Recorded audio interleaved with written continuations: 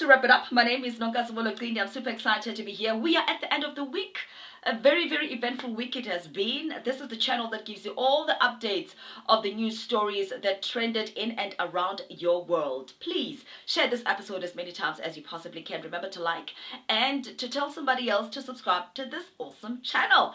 Now let's do what we do best, and that's keeping you updated. Let's get into the first story. So the Department of Health reported that the fourth wave of the coronavirus is going to be coming in November, and it might find us at the tail end of the third wave. And they are saying that this wave is dragging longer than the first and the second wave, and this is also largely because people are not abiding by the regulations. People are not keeping the social distancing of at least 1 meter. They are not sanitizing or washing their hands regularly, and they're also not wearing their masks. So this is partly our fault that the fourth wave might find us at the tail end of the third wave. So can we please play our part so that we can be safe? Prevention is definitely better than cure. That is just one of my beliefs.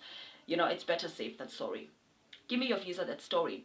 Another trend was of the ANC applying for the reopening of the candidate list, going to the electoral court to do that, of course. And we do understand that the registration closed on Monday.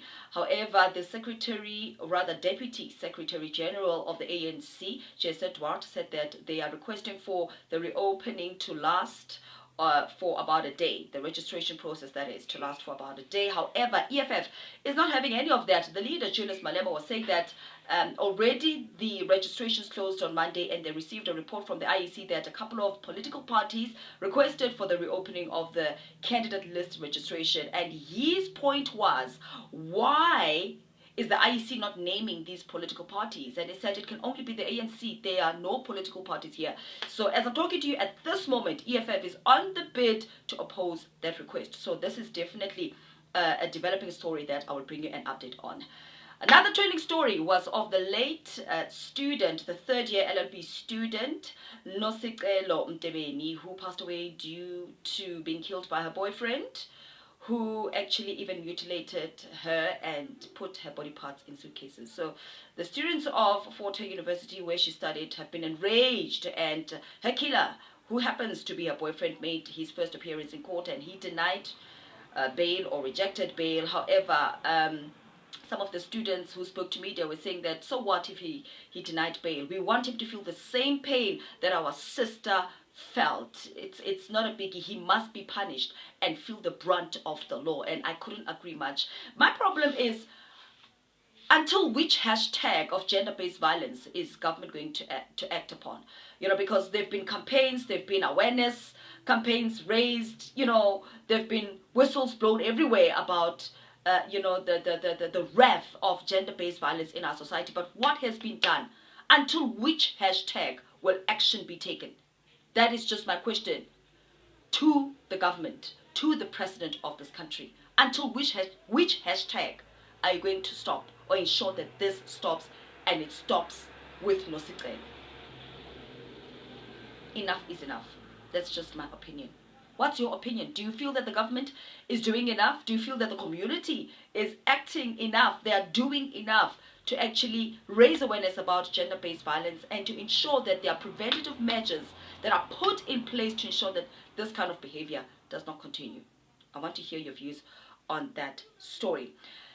Then another sad trend that we saw was of the whistleblower and the senior Gauteng health official, Ms. Diokoran, being shot outside her home in Johannesburg, being shot multiple times after she dropped off a child at school. And this murder happened during a time where she was investigating a PPE tender corruption case. And what I love about this case is that about 7 suspects have been nabbed, 7 suspects in connection to her death, and they will be appearing in court next week, Monday. And on that note, may her soul rest in peace. Another big trend was of the unemployment rate that has risen and reached a record high of 34.4%. I was shocked. And I think we are still in for another riding shock. I don't think it's going to go down. I'm a very positive person. But at this point in time, given the news reports that we get, given the statistics that we get, retrenchments are still ongoing. People are still losing their jobs. This coronavirus is just causing a lot of chaos. And so if you ask me, we must brace ourselves for even and higher, a higher and higher increase in the unemployment rate. Moving right along, the former Premier Job Mokgoro officially handed in his resignation letter, and his successor, his chosen successor, that is Mr. Bushimape, he will resume his office, or rather he'll have to wait for 2 weeks to step in his office, and it can even take longer. So this is a developing story that I will bring you an update on. I did see some of the visuals when he was speaking, to say that he's thankful for the time and the tenor that he had, etc., etc. What I've seen about South African politics, and especially when it comes to positions, a person can be voted out very quickly. They can actually be demanded, to be off a certain position, and trust you me, they will be off. They will be off. It's happened with our former presidents, and it can happen with premiers and ministers and the like. That's just my opinion. Moving right along, we saw the Transport Minister, Fikile Mbalula, actually extending the renewal of driver's licenses to the 31st of March 2022. I was like, thank you, Jesus, because I don't know if you've seen as well, even the online system of the Department of Transport is very slow. The online system for the renewal of licenses, PDPs, etc., it's very slow. And I hope that as he has extended this period, he's also working on that website to ensure that all the glitches that are there, they don't happen anymore. So, moving to international news, we learned that there were 2 explosions that took place.